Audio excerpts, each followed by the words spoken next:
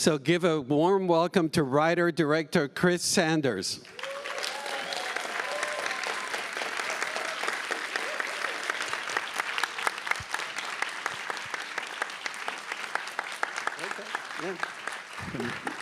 Welcome, Chris. I know he just made a gang. He just pulled in. Welcome. Thank you. When I introduced the film, actually, we projected this on 48 frames per second, Dolby Atmos, Dolby Vision. And then I pointed out to them the brush strokes. You could actually see clearly the brush strokes in 48 frames per second. Tell us about making a film in this day and age where you're actually recreating brushstrokes, painterly quality to animation. This was something that I was very curious about from the very beginning of the project. I was very concerned that this have a certain look to it. Given the storyline, it could play like a little bit too young, I thought, if it didn't have like a certain level of sophistication. And I was just incredibly fortunate that we started this project when we did and where we did, because at DreamWorks they just made some huge strides as far as getting away from that sort of CG look that we were locked to for such a long time.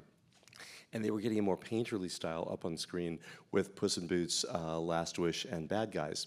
So we were thinking, like, well, how much further can we push that? Can we really get more towards that look that we were really emulating the way that we felt, or I said aspiring to get an environment that felt the way that like a Miyazaki forest would feel, or the way Tyrus Wong's beautiful, beautiful oil paintings felt in Bambi's styling.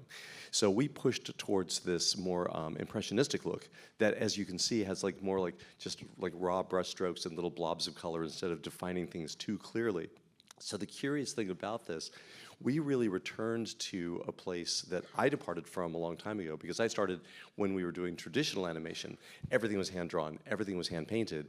So now with this film, we reconnected with that very human element, because everything in here is painted by a human being. The trees, the ground planes, even the characters surfacing, it's all it's a stylus, but it is a brush nonetheless, in a human hand. So this really represents a return to something that I was so attracted to that got me into animation really in the first place.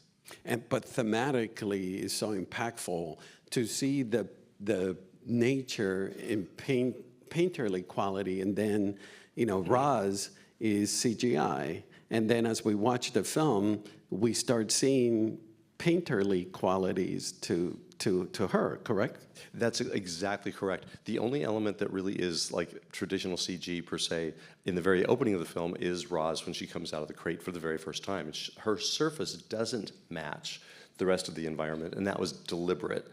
There are 30 versions of her that we trade out through the movie so that by the midpoint, she is all brushstrokes as well. They emulate metal and plastic and things, but they are brushstrokes nonetheless. So she's now become fused stylistically with the rest of the environments. And then, of course, when the robots show up at the end in the third act to retrieve her, again, they don't match anymore. Mm-hmm. I wished you'd been here when the credits were rolling. The front row was crying. I'm pretty sure there were other people that were crying, but the front row was sobbing over here. There's such powerful lessons in this film. And not just one. There is constant lessons that we get from this film. Were you aware of all the different themes, and was it hard for you to juggle the different I call them lessons that we get from watching the film?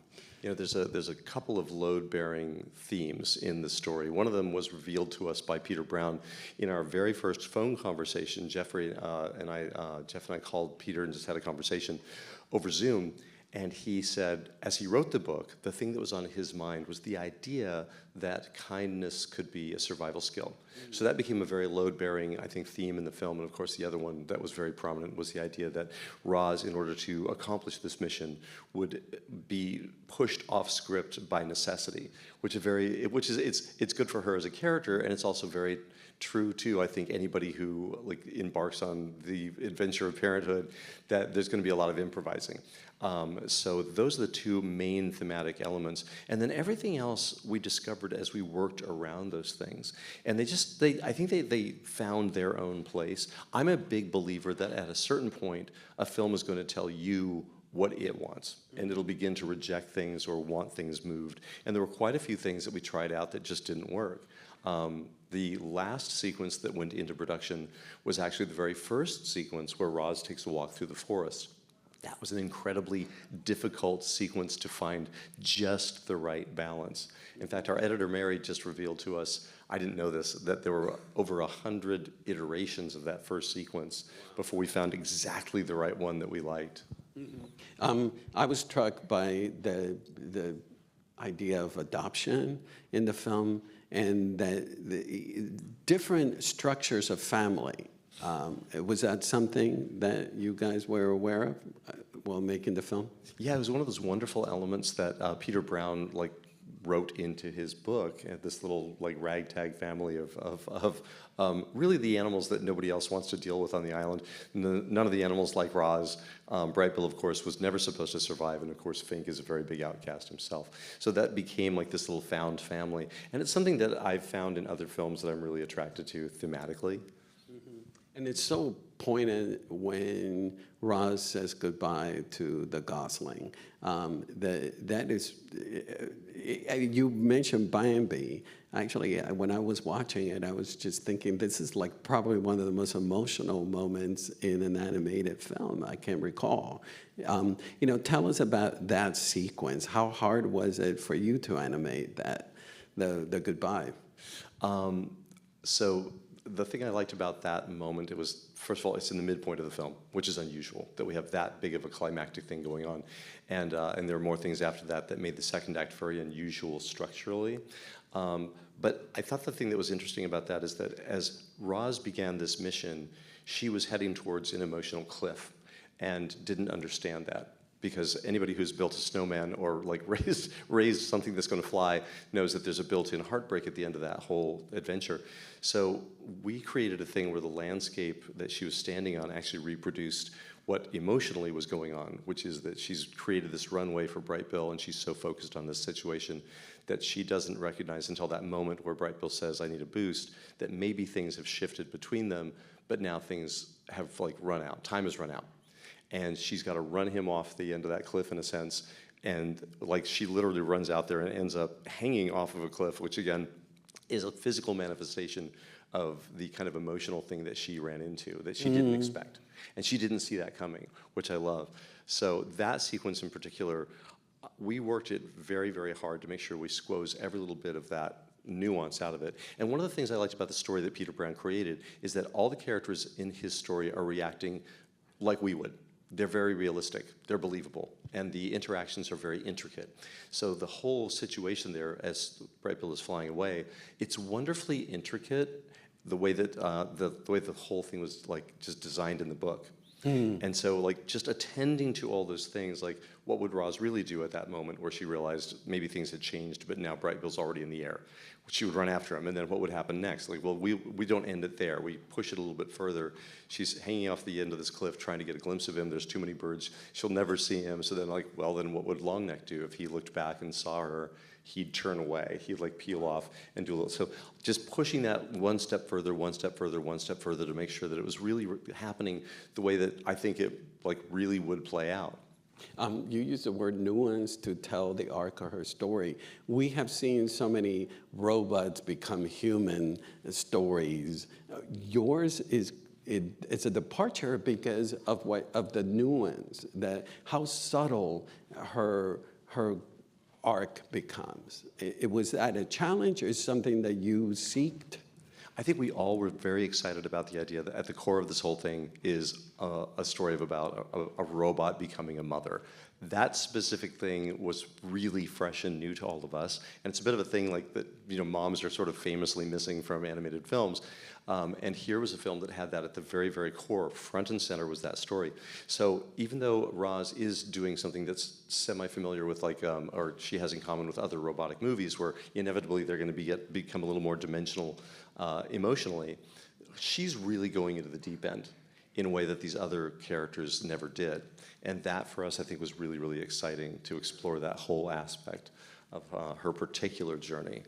And on the other side of the coin, we're dealing with animals, but we have not seen animals animated in the way that you do it, where they're not anthropomorphic. They're actually acting, other than the fact that they speak, but dogs speak to me all the time. Tell us about not making the animals anthropomorphic. That was something I didn't realize that the animators, I think, were really, really excited about until we jumped into it. I had not done that since like Lion King, and having animals be animals. And usually animals they've got shoes and they've got jobs and things, and we love that. We love those, those kinds of stories. But this was this really different version where the animals are going to be animals, and because of that, there was a bit of a purity, I would say, to the animation. There was just a lot of stuff that they were not like encumbered by, like again, clothing and jobs and schedules and things like that. So that beautiful, graceful animation of them being them is something the animators really, really were, I think, excited about. And the animation went unusually quickly. We were really racing to keep our inventory supplied to the animators who would go through these scenes, I think, partially because, again, of the purity of the animation, but I think also because of just they were so excited to do it. In fact, there was a few times I went to this thing called Animation Dailies, and that's a moment where I hand the scene to an animator and we talk about the scene, and it's very much like talking to an actor before they do a shot. A few times, as I was describing the scene, the animator would stop me and go, "Oh, actually, I already animated it." And I was okay, and he'd say, "And if I did it wrong, I'll redo it. I get it. I took a risk." But like he was just so excited about the idea of doing these shots, he snuck into the database, pulled them out, and started working on them before they were really officially launched. So that is, I think, a good way of demonstrating or like illuminating how everybody on this production felt about this particular film. There is so much emotion in this film. There is this very strong emotional undercurrent, and almost in every scene in this film. And I kept asking myself, how are you able to balance all of this out? And I was struck by the music. How the music, you have this long passages where there's a lot of silence, there's not dialogue, but the emotions, the undercurrent is there with the music and the evolution of the emotions. Can you tell us about that? Yeah, so it's always been very important to me to build houses for music inside these movies, places where characters can stop talking and the music becomes really the voice of the film. And this had quite a few places that would work really well for us. We have about 50% of the dialogue that a film this scale would normally have. So there's a lot more open space, and that was very deliberate. We didn't want this to feel too talky, and we wanted the story to unspool in a way that felt very natural. So we had to open up space in the adaptation, clear some characters out, and make room for these things. And that's where Chris Bowers came in, and his incredible composer. Score. Yes, Chris Bowers and his incredible score. He came on relatively early and was working on different themes, the futuristic theme of the Epcot city, different themes that are built into Roz, because she's a product. So we thought, well, she probably has little routines and chimes and different little musical things that she plays, not unlike if your dishwasher finishes or your dryer finishes nowadays. It has a little song. So we built those into Roz, like the moment where she gets her task, and Pinktail inadvertently says the magic word and says, "Taking care of him is your task now." And there's this little chime that shoots through her, a little light show happens, and she's locked in. Now she's got her assignment, and she will not quit until she's done it. So Chris Bowers did all these really beautiful, detailed things, as well as these big thematic things, fairly early on, and then began like weaving these all together. So, in fact, there's during the migration sequence, that big momentous thing in the core of the film, there came a point where we told him, like, stop looking at the picture, just let the music be what it needs to be. Like, create this theme, let it like expand to full scale, and then we'll come in and we'll adjust our visuals to match that. That's how important it was for his music to really like breathe and fully develop. I also noticed your usage of color to underscore emotion and the evolution of emotion. Was I right to notice that? Yeah, absolutely. I think one of the most poignant moments in this film for me is right after Bright Bill does leave, we do a dissolve and winter has begun. And that color shift is very, very obvious there. And I thought, so incredibly well observed, the greens and the grays and all the colors that make up this fall, or that the opening of winter in the ground planes and the sky. And we have a lot of weather too. I was insistent that there are no B shots, there be no shots without some kind of weather going on. Even if it's a bright sunny day, we try to cut the light with these high clouds and things, because I just never feel like it feels believable if it's just too perfect all the time. Bright, sunny, blue sky, white clouds, fill light. And so a lot of that cool color came from our pursuit of weather. Like when Longneck talks to Roz during the training montage, and we cut to that beach, and it's really gray, and the air is gray, the sky is gray, and the cliffs in the distance are almost invisible through the haze. Those are the kind of moments that make me feel like we're really there and it's really happening. This is such a different story for DreamWorks to tell. It doesn't fit the tropes that we've seen in the past. We don't have the villains. It's not your typical heroes. Tell us about working on such a different project. That's one of the reasons I think we were so excited about this particular project, is that, again, the characters are very fanciful, but the things that are going on are super believable. And I think that was, the enjoyable challenge of this particular, translation of the book to the screen. It was all in the book. Peter did such a great job of creating this world that it became our assignment to not mess that up and get it onto screen intact. And was Peter involved in the process, or he was just hands off? He let us do our thing, but he always checked in, and we always checked in with him. He understood that we were going to be doing some adjustments, and we always let him know what we were doing. We'd show him what we were up to, and then he would give us some notes, observations, and we would integrate those into what we were up to. So he knew what we were doing every step of the way, and also understood that there was going to be some level of adaptation that was going to happen. Mm-hmm. One of the big artists that need to be acknowledged for the success of this film is Lupita Nyong'o, who does the voice of Roz. Tell us about working with her, and in particular, I was struck the voice. It could have been robotic to begin with, but it isn't fully. There's a combination between human and robotic quality, and as the movie progressed, there is a very subtle evolution of her voice. Tell us about working with her. It was amazing. The voice you hear is just her manipulating her own voice and her own performance. It's something that she really took the lead in creating, because this was a huge collaboration, and it was a very subtle character that we had to figure out. One of the first questions we asked was, what does a computer-generated voice these days sound like? And Randy Tom, our sound designer from Skywalker, quickly came back to us and said, it would sound indiscernible from us. Robotic voices no longer sound robotic.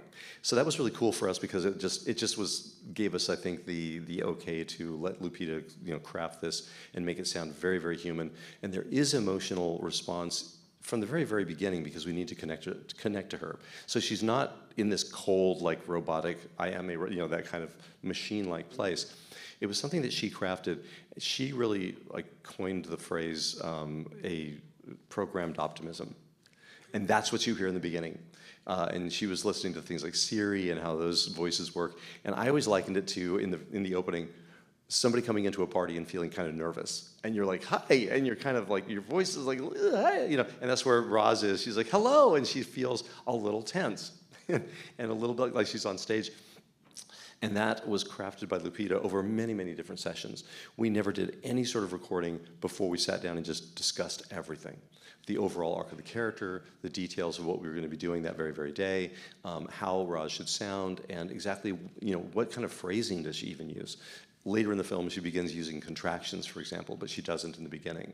So the way she speaks evolves, the way the sound of her voice evolves, all crafted by Lupita throughout this like years-long process. And there were several iterations of everything. We didn't do everything just once.